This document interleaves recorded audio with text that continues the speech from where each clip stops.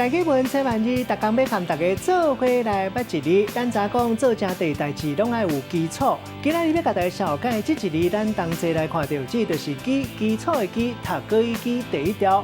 照教部字典写讲，读基是读文音。古早字典解说基的意思，就是伫咧下底通挖开的物件，像讲起厝爱有基础基底，爱拍地基。地基嘛有人讲是基址，另外这个基嘛有起头的意思，像讲起头基本的财产事业就是基业。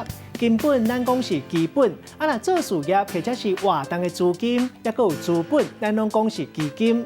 地名家人读做家，教部字典写家是鼻音，因为古早家人的地形亲像是家人啊，才会做家人。落尾清朝官员希望讲才会当基地充粮，才会做家人。带大家做过来小解这两个词。头一个读做开基，意思就是创立、开创基业，嘛会当讲是起基。头一个开基的人，咱讲是开基祖。第二个词读做基地，会当讲是起厝用的土地，嘛会当讲是根基地。用一句话来举例，甲这两个词合做伙。